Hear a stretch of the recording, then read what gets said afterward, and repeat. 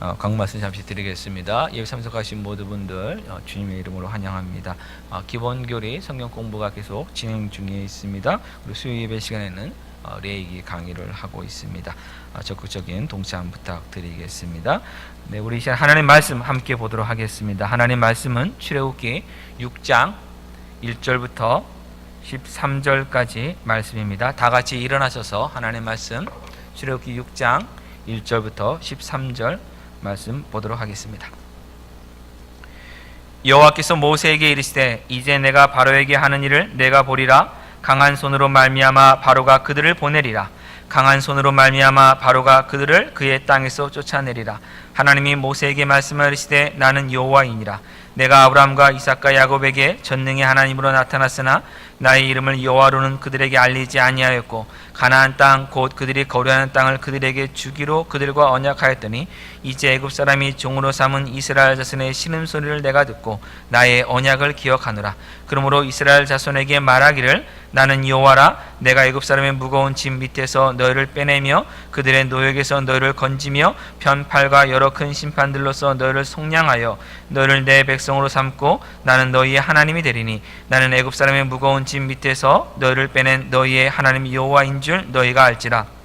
내가 아브라함과 이삭과 야곱에게로 주기로 맹세한 땅으로 너희를 인도하고 그 땅을 너희에게 주어 기업을 삼게 하리라. 나는 여호와라 하셨다 하라. 모세가 이와 같이 이스라엘 손에게 전하나 그들의 마음의 상함과 가혹한 노역으로 말미암아 모세의 말을 듣지 아니하였더라.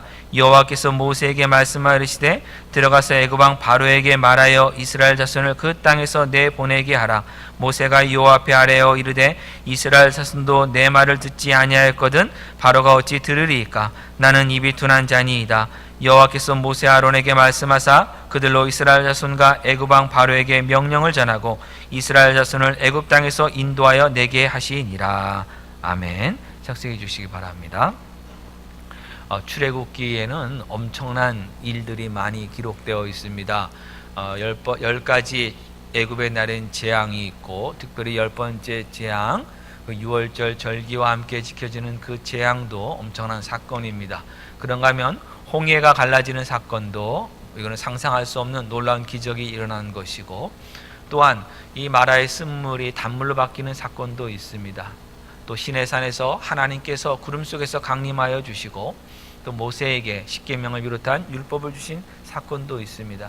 엄청난 사건들이 많이 있습니다만 출애굽기에 주제가 있는 출애굽기 전체에서 어떤 신학적인 어떤 주제가 있는 말씀은 바로 이 출애굽기 오늘 본문인 6장입니다. 6장 1절부터 9절까지의 말씀이 그래서 이 출애굽기를 이해하는 데 있어서 매우 중요한 열쇠가 됩니다. 근데 이 오늘 본문 말씀을 조금 전에 읽었습니다만은 어떤 크게 새로운 말씀이 있지는 않습니다. 앞에서 했던 말씀을 하나님께서 반복하신 겁니다. 특히 2절과 6절과 8절 보면 하나님은 나는 여호와라고 3번이나 반복하셨습니다.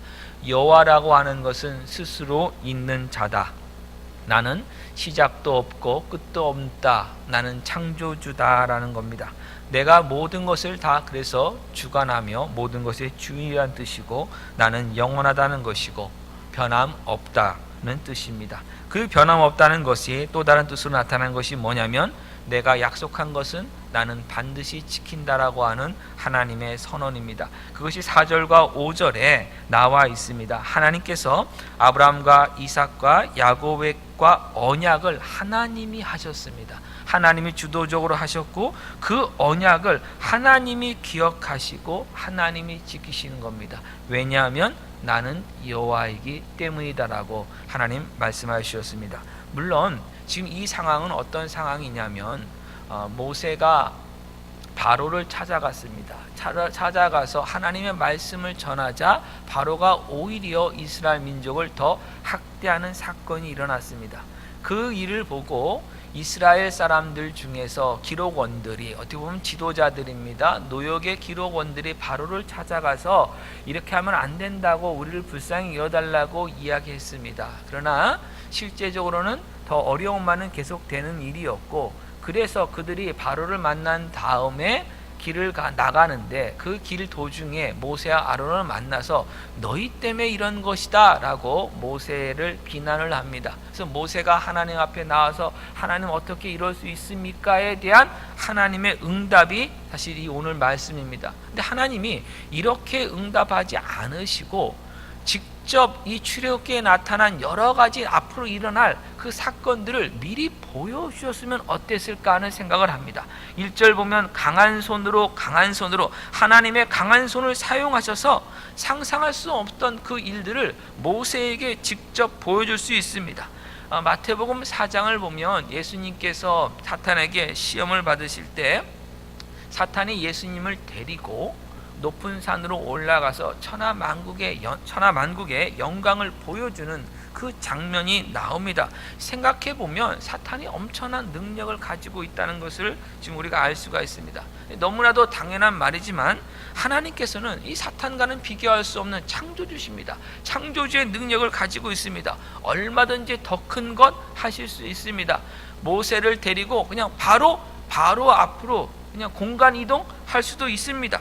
바로에게 즉시 항복 받으실 수도 있습니다. 아니면 홍해 앞에 모세를 데리고 가셔서 앞으로 이 홍해가 갈라질 일이 일어날 것이다. 어떻게 일어날 것인가? 동쪽에서 바람이 부는 것을 통해서 이렇게 할 것이다 라고 미리 보여주실 수도 있습니다.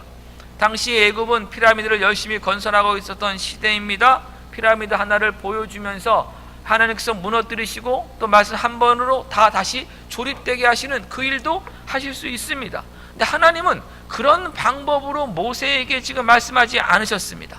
모세에게 하나님이 누구신지를 증명하시지 않았습니다. 쉬운 길, 쉬운 방법을 놔두시고 강한 손을 펼치시는 그것을 지금 놔두시고 왜 이렇게 말씀으로 그것도 그 앞에서 했던 말씀을 다시 반복하는 것을 택하셨는지 우리는 하나님의 깊은 뜻을 다 이해할 수는 없습니다. 하나님께서 인격이 하나님이시고 우리를 인격으로 대해주시기 때문에 인격으로 찾아오신다는 그것은 이해할 수 있습니다만은 그 외에 더 깊은 뜻을 우리가 다 알 수는 없습니다. 단지 한 가지 사실만은 분명히 압니다. 하나님은 우리의 생각이나 우리의 경험이나 우리의 능력이나 우리의 지혜로 판단할 수 없는 하나님이시라는 사실입니다. 하나님은 인생이 아니시라는 사실입니다. 그렇기 때문에 이 하나님의 구별된 하나님은 하나님이라는 것을 우리는 늘 기억해야 됩니다. 이것을 하나님의 절대 주권으로 표현할 수 있습니다. 하나님이 주인이시다. 그래서 오늘 본문을 보면 내가라는 표현이 계속 나오는 것입니다. 1절부터 보겠습니다. 내가 바로에게 하는 일을 너가 모세가 보리라 라고 말씀하셨습니다. 이 말씀은 모세가 하나님을 위해서 어떤 일을 하는 사람이라기보다는 모세는 하나님께서 하시는 일을 보는 사람, 목격하는 사람, 목격자라는 겁니다. 하나님께서 일하십니다. 어떤 일을 하십니까? 이스라엘 민족을 애굽에서 구원내시는 일은 하나님이 하시는 것이고 모세는 하나님이 일하심에 대한 목격자로서 증인으로서 지금 부름받은 것입니다. 여기서 우리는 구원이 전적인 하나님의 은혜임을 다시 한번 확인할 수 있습니다. 구원에 있어서 우리의 역할이 아예 없다는 뜻이 아닙니다. 구원의 시작과 구원을 이루시는 방법과 그 구원을 하시는 하나님이 누구신지, 왜 하나님께서 이런 방법을 통해서 구원하시는지에 관한 그 모든 것을 하나님이 계획을 세우시고 하나님께서 알려주셨고 하나님께서 그대로 이루시기 때문에 우리가 구원받은 것이지, 우리가 먼저 시작한 것 아니기 때문에 구원은 전적인 하나님의 은혜입니다. 3절을 보시면 우리는 하나님께서 자신을 나타내 주시는 것만큼만 하나님을 알 수 있음을 확인할 수 있습니다. 하나님은 아브라함과 이삭과 야곱에게는 전능한 하나님으로 나타나셨지 여호와라는 그 이름을 알려주시지 않으셨습니다. 그렇기 때문에 여러분 창세기를 보면서 여호와라고 하는 그 단어가 나온다고 하더라도, 여호와 하나님 표현이 나온다고 하더라도 그들이 하나님을 여호와로 안 것은 아니라는 것을 기억해야 됩니다. 창세기 강해를 하면서 첫 시간에 말씀드린 것이 있습니다. 창세기는 출애굽한 이스라엘 백성들이 광야에 있다고 하는 그 상황 속에서 주어진 책이라고 하는 것을, 말씀이라는 것을 기억하면서 읽으라고 말씀을 드렸습니다. 네, 창세기는 이스라엘 백성, 광야 생활하고 있는 이스라엘 이스라엘 백성에게 먼저 주어진 것입니다. 그래서 그들은 지금 여호와라는 것을 알고 있기 때문에 여호와 하나님 나온 것이지, 아브라함과 이삭과 야곱이 여호와 하나님이라는 것을 안 것은 아닙니다. 하나님은 그들에게는 전능한 하나님이라고만 알려주셨어요. 그 여호와란 이름, 스스로 있는 자라고 하는 영원하신 하나님, 모든 것을 다 주관하시는 그 하나님이라는 것은 그들에게는 아직 알려지지 않은 것입니다. 이 점에서 누누이 강조합니다마는 신약 성도들은 엄청난 복을 지금 받고 있는 것입니다. 아브라함, 이삭과 야곱보다 지금 이 말씀을 보면은 모세와 또 이스라엘 민족들은 하나님에 대해서 더 아는 사람들입니다. 아브라함은 아무리 우리가 믿음의 조상이라고 얘기하더라도 전능한 하나님으로밖에 알지 못했지만, 지금 모세와 이스라엘 민족은 여호와 되신 하나님도 알고 있기 때문에 엄청난 복을 받은 것입니다. 이에 반해서 신약 성도는 어떻습니까? 더 나아간 것입니다. 예수 그리스도를 알게 되었습니다. 성령 하나님을 알게 되었습니다. 하나님의 나라와 교회에 대해서도, 하나님이 이 땅을 어떻게 다시 회복시키실지, 새하늘과 새 땅까지도 그 모든 것들을 하나님께서 열어서 보여주신 것이 바로 우리 성도들에게 주신 것입니다. 그래서 신약 성도들은 구약 성도들을 부러워하면서 그때 일어난 일에 대해서 나는 왜 이렇게 못할까를 생각하는 것이 아니라, 하나님이 우리에게 주신 이 특별한 은혜를 더 감사하면서 이 말씀 붙들고 살아가야 하는 것입니다. 이 말씀 보면은, 우리 출애굽기를 보면은 하나님께서 차라리 애굽을 택하셨으면 얼마나 편하셨을까 하는 생각을 해본 적이 있습니다. 애굽은 당대 최강대국입니다. 지혜와 지식도 풍부한 곳이고 모든 물자도 풍부한 곳입니다. 식량도 부족함이 없는 것입니다. 피라미드를 만든 사람들입니다. 지혜가 엄청나다는 사람들이에요. 그럼 이런 사람들, 이런 민족들을 택하셔서 하나님의 일들을 했으면 얼마나 편하셨겠습니까? 근데 하나님 그렇게 하지 않으셨습니다. 네, 물론 하나님께서는 애굽이 우상 숭배하고 있는 것에 대해서 심판하시기를 원하시고 계십니다. 그래서 이스라엘 민족을 통해서 애굽의 신들을 심판하셨고 애굽 사람들을 심판하셨습니다. 그러면 또 생각해 볼 것이 있습니다. 왜 그러면 굳이 이스라엘 민족을 택하셨는가? 애굽의 다른 민족들은 없었는가 하는 겁니다. 네, 다른 민족들도 분명히 많이 살고 있었습니다. 창세기 41장 56절 57절을 보면 각국 백성들이 대흉년의 때에 각국 백성들의 양식을 사려고 애굽으로 들어왔습니다. 또한 출애굽기 12장 38절을 보면 이스라엘 민족이 출애굽하는 날 수많은 잡족들이 이스라엘 민족과 함께 애굽에서 나오게 됩니다. 그러니까 애굽을 심판하시는 것만이 목적이었다면 이스라엘이 아닌 다른 민족을 선택하실 수도 있었던 것입니다. 근데 이스라엘이 더 나은 점이 그러면 있는가? 그래서 다른 민족들이 아닌 이스라엘 민족을 택했는가? 아닙니다. 이스라엘처럼 이렇게 힘들고 말을 안 듣는 그런 민족도 지금 사실 없습니다. 하나님이 이스라엘 민족을, 애굽에 있는 이스라엘 민족을 택하셔서 또 애굽을 심판하시고 하나님의 하시는 구원이 무엇인지를 알려주신 그 이유는 4절과 5절에 있는 것처럼 하나님께서 아브라함과 이삭과 야곱에게 주셨던 그 언약을 기억하시고 그 언약을 지키셨기 때문입니다. 우리 신명기 9장으로 가보겠습니다. 구약성경 275쪽입니다. 신명기 9장입니다.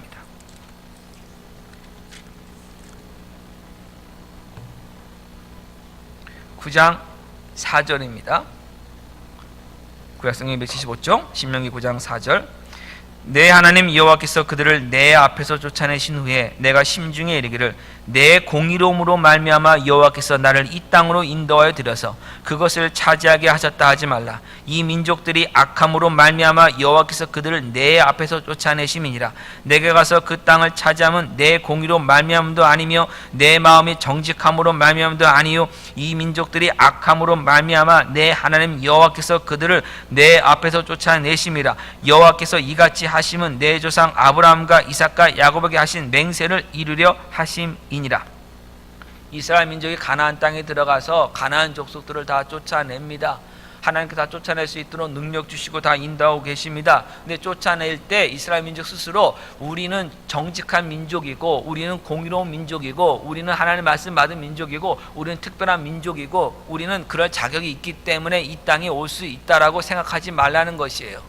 그들이 쫓겨나게 된 것은 이스라엘 민족이 싸움을 잘하고 실력이 좋기 때문에 쫓아내는 것도 아니고 이스라엘 민족이 도덕적으로나 윤리적으로나 먼저 우위가 있기 때문에 쫓아낼 수 있는 자격이 있는 것도 아니고 하나님께서 이 가나안 족속들이 죄를 범했고 그 죄가 가득 찼기 때문에 그 죄에 대한 심판하시기 때문에 하나님이 쫓아내시는 거지 이스라엘 민족이 하는 것이 아니라는 사실입니다. 그럼 이스라엘 민족이 왜 그러면 가나안 땅에 들어가게 됐는가? 이유는 하나예요. 내 조상 아브라함과 이삭과 야곱에게 하신 맹세를 하나님께서 이루려 하시기 때문에 그 약속 지키신 하나님이기 때문에 들어가는 것이지 너희의 자랑이 아니라는 것이에요. 400년 전 너희 조상들에게 하나님께서 주신 약속을 하나님이 이루시기 때문에 들어가는 것이지 너희가 착하고 좋기 때문에 하는 것이 아니라고 분명히 말씀하여 주셨습니다.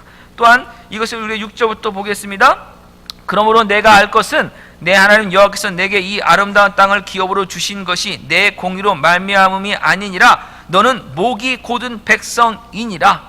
너는 목이 곧은 백성이에요. 교만합니다. 하나님 말씀에 대해서 듣질 않습니다. 들어도 금세 잊어버리고 다시 불평합니다. 조금만 어려우면 언제 내가 하나님 믿었냐고 찬양했냐고 생각하면서 원망합니다. 이런 사람들이 이스라엘 민족이고 목이 곧은 백성들이에요. 또 우리 13절 보겠습니다. 13절 보면 여호와께서 또 내게 말씀하시되 내가 이 백성을 보았노라. 보라, 이는 목이 곧은 백성이니라. 네, 계속해서 이들은 지금 목이 곧은 백성들이에요. 하나님 말씀 듣지 않아요. 자격이 있는 게 아니에요. 특별한 사람들이 아니에요. 믿음이 좋았던 것도 아닙니다. 하나님께서 은혜 가운데 그들을 부르신 것이고 하나님의 조상들에게 주셨던 그 약속들을 지키시는 신실하신 분이시기 때문에 모든 역사를 주관하시는 여호와 하나님이시기 때문에 그들에게 지금 약속의 땅으로 보내주신 것이지 이스라엘 민족이 특별한 것은 절대 아니라는 사실입니다. 우리 10장 신명기 10장 11절로 가보겠습니다. 여호와께서 내게 이르시되 일어나서 백성보다 먼저 길을 떠나라. 내가 그들에게 주리라고 그들의 조상들에게 맹세한 땅에 그들이 들어가서 그것을 차지하리라 하셨느니라. 조상들에게 맹세했기 때문에 하나님께서 들여보내신다는 겁니다. 12절 이스라엘아, 내 하나님 여호와께서 내게 요구하시는 것이 무엇이냐? 곧 내 하나님 여호와를 경외하여 그의 모든 도를 행하고 그를 사랑하며 마음을 다하고 뜻을 다하여 내 하나님 여호와를 섬기고 내가 오늘 내 행복을 위하여 내게 명하는 여호와의 명령과 규례를 지킬 것이 아니냐? 하늘과 모든 하늘의 하늘과 땅과 그의 만물은 본래 내 하나님 여호와께 속한 것이로되 내 여호와라는 것에 창조주 하나님이라는 뜻이 들어가 있습니다. 모든 만물의 주인이라는 뜻이 들어가 있습니다. 여호와께서 오직 내 조상들을 기뻐하시고 그들을 사랑하사 그들의 후손인 너희를 만민 중에서 택하셨음이 오늘과 같으니라. 그러므로 너희는 마음에 할례를 행하고 다시는 목을 곧게 하지 말라라고 했어요. 이스라엘 민족들에게 지금 하나님께서 당부하신 거예요. 명령하신 거예요. 근데 하나님 하시는 그 모든 일이 뭐예요? 하나님이 그 이스라엘 민족의 행복을 위해서 일하신다는 거예요. 근데 그 행복을 위해서 일하실 때 그들에게 말씀을 주셨고 규례를 주셨어요. 그들에게 주신 말씀과 규례가 그들의 삶을 올가매고 있는 부담감이나 어떤 족쇄가 아니라 그들의 행복을 위해서요. 어떤 행복입니까? 하나님의 백성으로서의 행복이에요. 하나님을 알아가는 행복이에요. 하나님의 택한 그 민족의 행복이에요. 하나님의 사람이 되었다가는 그 행복이에요. 그 하나님을 닮아갈 수 있는, 하나님의 이름을 드러낼 수 있는 그 행복함이에요. 그것을 위해서 하나님께서 명령을 주신 것이지 그들에게 족쇄를 준 것은 아니시고, 이 모든 일은 하나님께서 그들의 조상을 사랑하셨고 그들에게 주신 그 약속을 지키시기 때문에 너희를 택하셨다라고 하나님 분명히 말씀하여 주셨어요. 그래서 하나님의 사랑은요, 포기하지 않는 사랑입니다. 목이 곧아서 불순종을 그렇게 많이 했음에도 불구하고 변함없이 베푸는 사랑이에요. 400년 전에 그 조상들을 택했고 그들을 사랑했고 그 사랑을 계속해서 약속하신 것을 지키심을 통해서 하나님은 나타내시는 것입니다. 우리 신명기 7장으로 가보겠습니다. 7장 6절 너는 여호와 내 하나님의 성민 거룩한 백성이라. 내 하나님 여호와께서 지상 만민 중에서 너를 자기 기업의 백성으로 택하셨나니 여호와께서 너희를 기뻐하시고 너희를 택하심은 너희가 다른 민족보다 수요가 많기 때문이 아니니라. 너희는 오히려 모든 민족 중에서 가장 적으니라. 여호와께서 다만 너희를 사랑하심으로 말미암아 또는 너희의 조상들에게 하신 맹세를 지키려 하심으로 말미암아 자기의 권능의 손으로 너희를 인도하여 내시되 너희를 그 종되었던 집에서 애굽 왕 바로의 손에서 속량하셨나니 그러므로 그런즉 너는 알라 오직 내 하나님 여호와는 하나님이시요 신실하신 하나님이시라. 그를 사랑하고 그의 계명을 지키는 자에게는 천대까지 그의 언약을 이행하시며 인애를 베푸시되 그를 미워하는 자에게는 당장에 보응하여 멸하시나니 여호와는 자기를 미워하는 자에게 지체하지 아니하시고 당장에 그에게 보응하시느니라. 하나님께서 이스라엘 택하신 것은 이스라엘 민족이 강한 민족이 아니기 때문에, 다시 말하면 그들에게 자격이 있기 때문이 아니고 가장 약하기 때문에, 아무 쓸모가 없기 때문에, 아무 힘이 없기 때문에, 오직 하나님이 누구신지를 나타낼 수 있기 때문에 하나님이 택하셨는데, 그 택하심의 이유를 보니까 하나님이 그들을 다만 너희를 사랑하심으로 말미암아 또는 너희 조상들에게 한 맹세를 지키려 하심으로 말미암아, 그 언약을 지키시는 것도 하나님의 사랑이라고 지금 말씀하고 있는 것이에요. 하나님이 사랑하시기 때문에 택하신 것이고, 사랑하시기 때문에 그 약속을 하신 것이고, 그 약속을 지키시는 하나님. 그래서 지난 그 400년간 이스라엘 민족이 겪었던 그 모든 일들도 하나님의 그 사랑 안에서 이루어진 일들이고, 하나님이 택하신 민족으로 하나님께서 지금 모든 역사를 주관하고 계시기 때문에 하신 일이라는 것을 말씀하고 있는 것입니다. 그러면 어떻게 구원하느냐? 8절 보니까 애굽 왕 바로의 손에서 속량하셨다고 그랬어요. 속량이라고 하는 것은 노예를 노예 상태에서 풀어주기 위해서 그 노예의 몸값을 다른 사람이 대신 내주는 것입니다. 포로도 마찬가지입니다. 포로를 포로 상태에서 해방시켜 주기 위해서 다른 사람이 대신 몸값을 밖에서 내주는 것이 속량함입니다. 저는 요즘 소말리아 해적에 관한 뉴스를 최근에 많이 못 들어서 다 끝난 줄 알았더만 아직도 소말리아 인근에는 해적들이 있다고 지금 얘기를 하더군요. 근데 소말리아 해적들이 몇 년 전에 이 한국 사람들도 자꾸 막 이래갖고 몸값을, 포로의 몸값을 요구를 했습니다. 그러면은 포로들은 몸값을 지불해야지만 나올 수 있습니다. 근데 여러분 한번 생각해 보셨습니까? 어떤 한 부자가 배를 타고 가다가 그 해적들에게 잡혔습니다. 현금을 너무나 많이 가지고 있는 사람이고, 금붙이고 보석도 가지고 많은 사람이에요. 잡혔어요. 그러면 그들이, 해적들이 원하는 몸값은 이미 다 가지고 있어요. 그 사람은 그보다 더 충분히 가지고 있어요. 그러면 해적들이 다 돈 뺏고 보석 다 뺏은 다음에 너는 몸값이 다 충분하니까 이제 나가라, 풀어줘요. 아니면 그거 다 뺏고 다시 몸값 달라고 그래요. 다시 몸값 달라고 그러죠. 더 달라고 그러죠. 그러면 어떻게 됩니까? 자기의 재산을, 밖에 있는 재산을 누군가를 통해서 가지고 들어와야죠. 속량은요, 스스로 할 수 있는 것이 아니에요. 스스로 어떤 자가 가지고 있는 것이 아니라 밖에서 값을 치러줘야 되는 거예요. 대신 치러줘야 되는 거예요. 그래서 노예는 어떻게 해방시키느냐? 그 노예를 다른 사람이 산 다음에 내가 너를 이제 풀어주겠다 해야지만 풀어지게 되는 거예요. 그게 속량의 의미예요. 바로 바로의 손에서 하나님께서 이스라엘 백성을 속량하신다고 그랬어요. 그럼 어떻게 속량하시느냐? 출애굽기 6장으로 돌아가 보겠습니다. 출애굽기 6장 6절.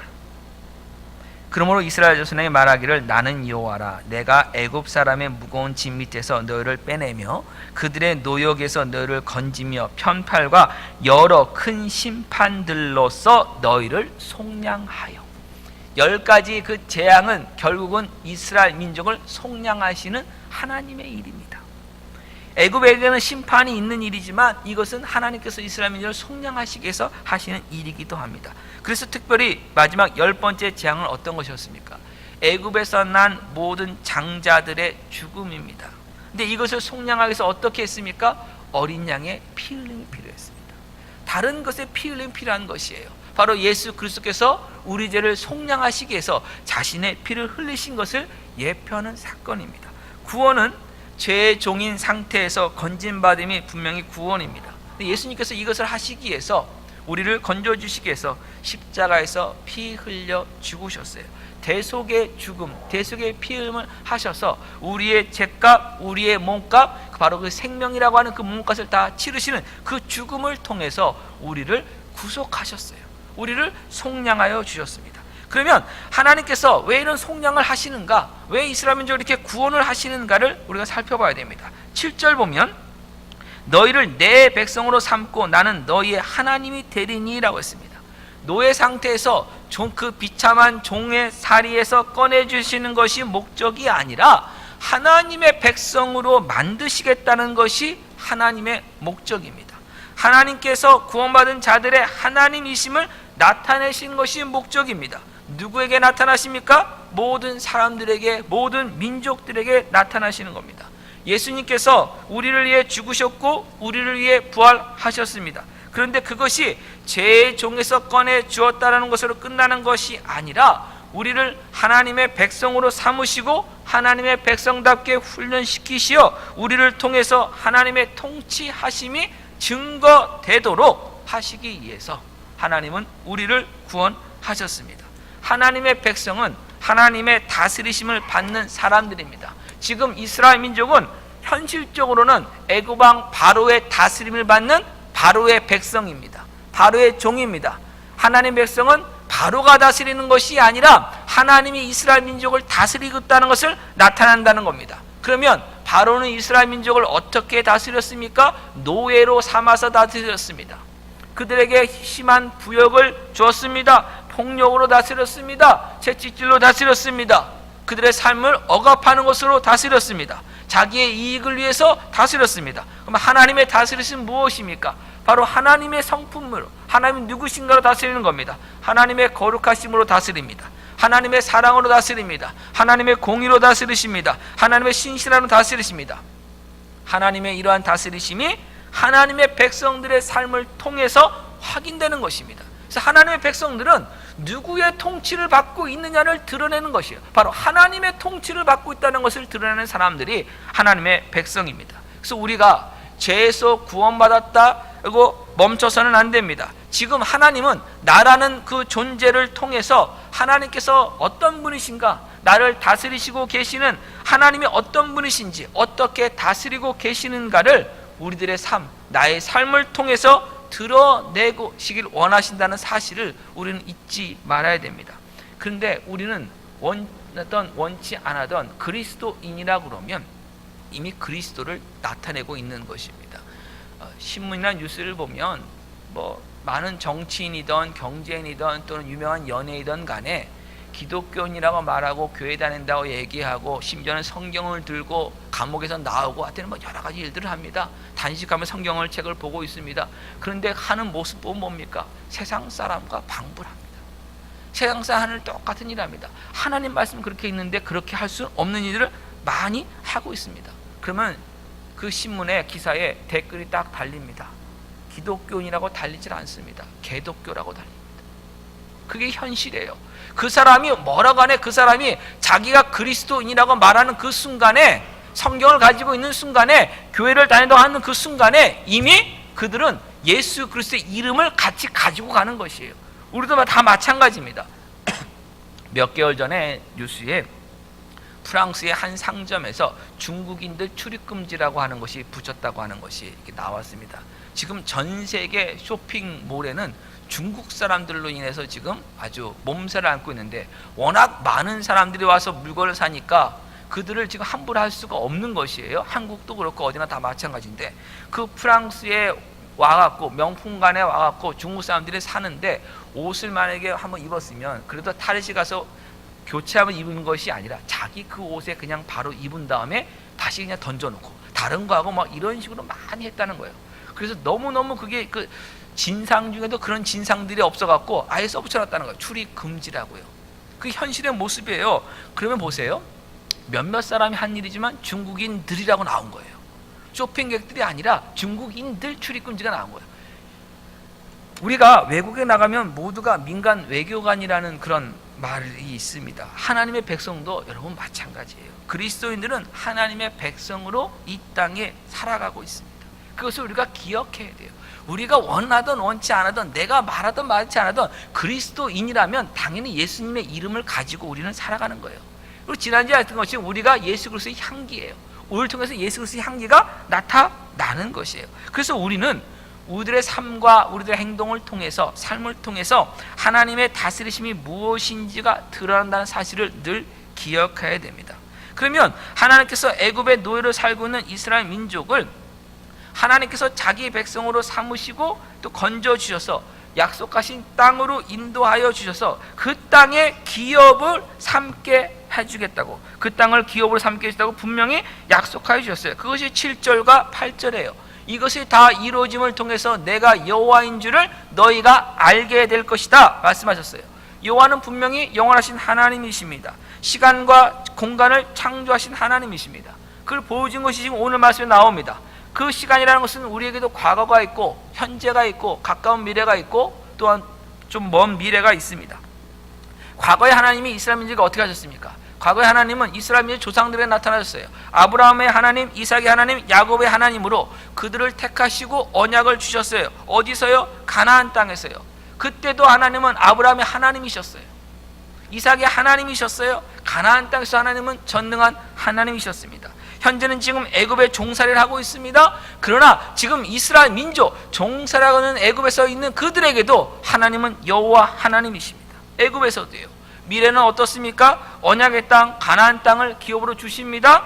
미래의 그때 그 장소에서도 하나님은 하나님이십니다. 하나님은 시간과 공간이라는 역사 속에서 언제나 변함없이 하나님이십니다. 그것이 나는 여호와라는 뜻입니다. 그 하나님이 다스리시는, 이 영원하신 하나님이 다스리시는 모든 시간과 공간과 역사를 주관하시는 하나님이 다스리시는 백성이 되는 것, 여러분 그것이 얼마나 큰 복입니까? 얼마나 큰 영광입니까? 얼마나 큰 은혜입니까? 그래서 우리가 받은 그 은혜를 놓치지 말아야 돼요. 하나님께서 우리에게 일하시고 있는 그것이 단순히 나를 어떤 죄에서 건져주시면 끝나는 것이 아니라 그 하나님 영원하심 안에서 일하시고 있다는 사실을 우리는 놓치지 말아야 됩니다. 하나님께서 말씀대로 우리 보고 순종하라고 말씀하셨습니다. 그것을 짐이나 부담으로도 여기지 말아야 됩니다. 거룩하신 하나님이 다스리시기 때문에 우리는 거룩한 삶, 경건한 삶으로 나아갈 수 있는 것이에요. 이것은 세상이 경험할 수 없는 것이에요. 세상이 이것은 할 수가 없는 일이에요. 여러분, 세상에 거룩함이 있습니까? 거룩함이 뭔지도 모르는데요. 거룩해질 수 있습니까? 할 수가 없습니다. 사랑의 하나님이 우리를 다스리십니다. 그렇기 때문에 우리는 세상의 사랑이 아니라 하나님의 사랑으로 살아갈 수 있는 것이에요. 이건 엄청난 특권입니다. 엄청난 능력을 우리가 부여받은 것입니다. 엄청난 자격을 받은 것입니다. 근데 문제가 있습니다. 이렇게 큰 특권을 받았음에도 불구하고 우리는 그것을 현실에서 누리는 데는 너무나도 어렵습니다. 이 어려운 현실에 우리가 살고 있습니다.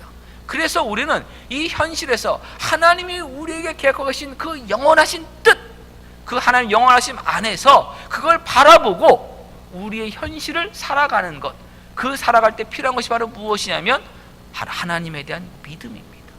그 믿음이 없이는 우리가 이 영원하신 하나님을 붙들 수가 없는 것입니다.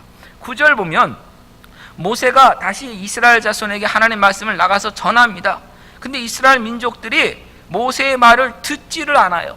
이유를 보니까 두 가지 이유를 댔습니다. 하나는 마음이 상한 것이고 하나는 가혹한 노역 때문입니다. 마음이 상한 것은 믿음의 실패를 했기 때문입니다. 5장 23절 보면 모세가 바로에게 들어가서 주의 이름으로 말한 후로부터 바로가 이 백성을 더 학대했다고 했어요. 주의 이름, 여호와의 이름을 말한 때부터 오히려 더 이런 일이 벌어진 거예요. 여호와의 이름은 바로 직전에 이스라엘 민족에게 모세가 알려준 거예요. 하나님께서 받은 것을 알려줬습니다. 그들이 그 여호와 하나님이 그들의 하나님 됐다는 것을 기뻐했습니다. 경배까지 했습니다. 그 여호와의 이름은 나갔는데 지금 엄청난 실패 플러스 더 엄청난 어려움들이 그들에게 온 것이고, 하나님은 그때도 구원하지 않으시고 가만히 계셨던 겁니다. 그들이 실망할 수밖에 없고 상처를 받을 수밖에 없습니다. 근데 그 실망과 상처가 있으니 또 현실의 어려움은 더 더해졌으니 그들의 말을 듣지 않은 겁니다. 예수님 믿고 죄에서 구원받고 하나님의 나라에 대한 소망을 가지고 살아가는데 현실은 예수님 믿기 전이나 아니면 그 이후나 큰 차이가 없을 때가 있습니다. 어떤 경우는 더 어려워지기도 합니다. 여러분 혹시 그럴 때 마음 상해보지 않으셨습니까? 마음이 상한 적 없으십니까? 여러분이 믿음의 결과, 믿음의 판단, 믿음의 길에 섰는데, 굳은 결심을 하고 섰는데 오히려 더 어려워졌을 때, 그 믿음의 결과물이 주어지지 않았을 때 마음 상해보지 않으셨습니까? 하나님께 대해 실망해보지 않으셨습니까? 그때 여러분 하나님 말씀 전하면 하나님 말씀 들립니까? 안 들립니다. 저는 필요 없습니다. 다 좋은 소리인 거 알겠습니다만은 저는 아닙니다라고 했던 적, 우리는 한두 번씩은 살아가면서 신앙생활하면서 경험하는 것입니다. 이 모습이 우리의 모습이고 지금 이스라엘 백성들의 모습입니다.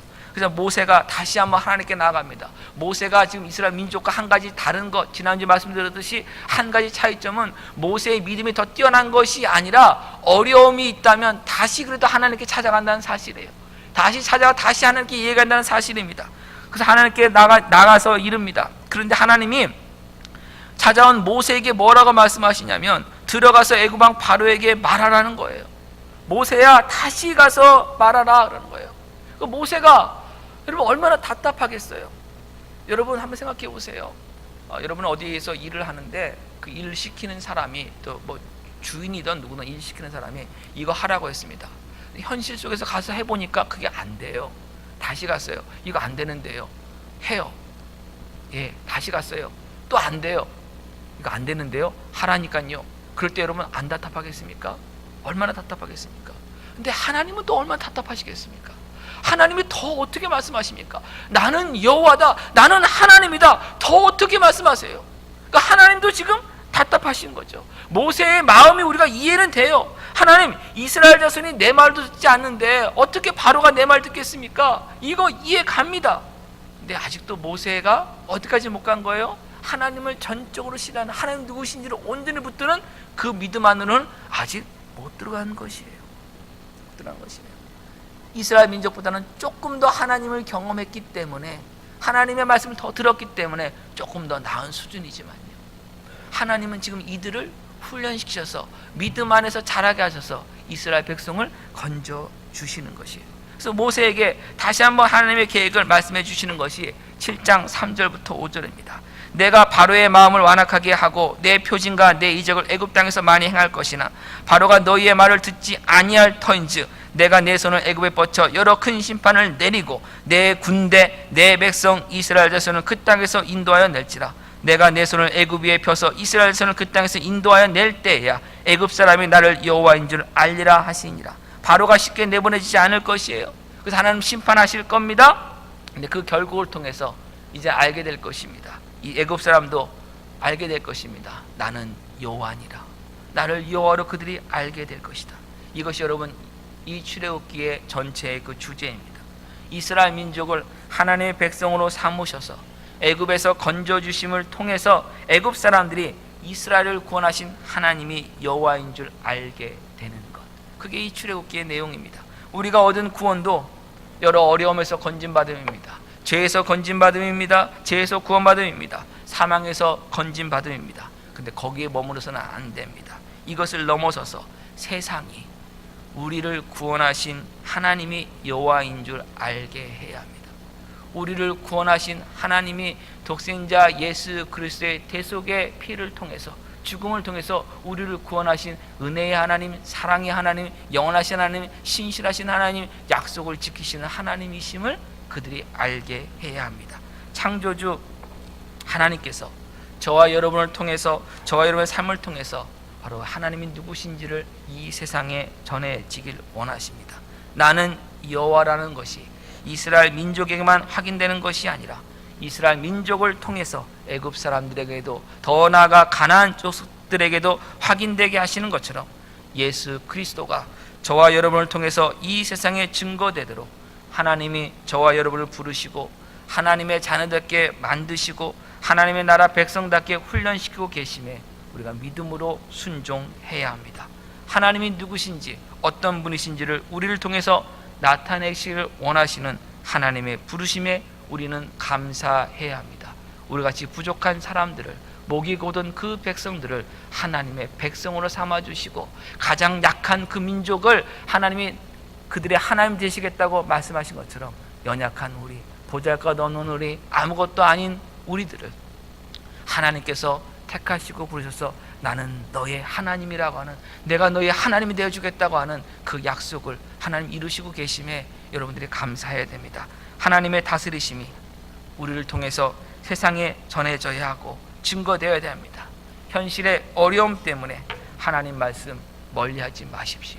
이렇게 부역이 많은데, 이렇게 해야 할 일이 많은데, 이 어려움 많은데 하나님 말씀 어떻게 듣겠습니까? 여러분, 말씀하지 마시고 하나님께서 영원한 승리를 그 영원하심 안에서, 하나님의 그 무궁한 지혜 안에서 우리에게 주시기로 계획을 세우시고 우리를 부르셨음을 믿음으로 붙드시며, 하나님께서 나의 하나님이 되어 주셨다, 하나님께서 나를 하나님의 자녀라고 인정하여 주시고 칭하여 주시고 만들고 계시다고 하는, 하나님께서 나의 아버지가 되어 주셨다는 그 증언의 현장을, 바로 이 현장이 이 세상임을 기억하면서 이 세상 살아가면서 이곳은 내가 하나님의 자녀가 되었음을 증언하는 현장이다.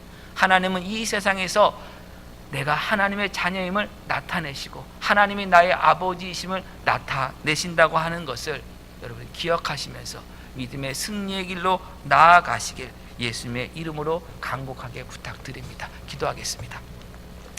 하나님, 은혜 주심을 감사합니다.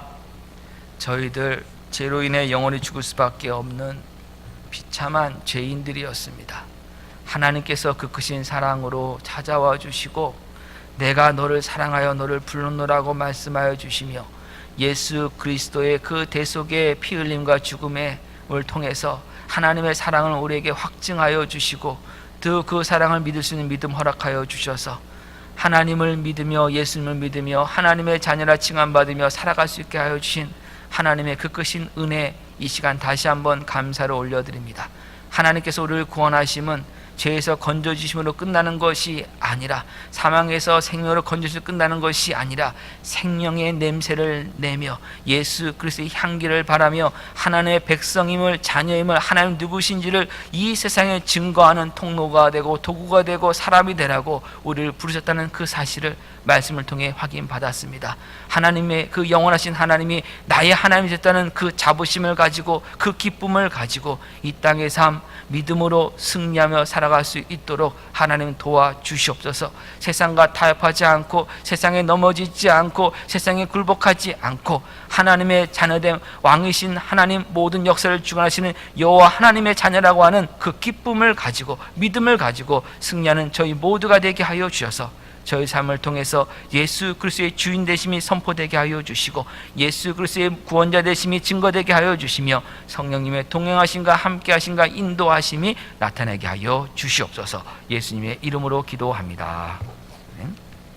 우리 시간 다 같이 일어나셔서 내 평생 사는 동안 함께 찬양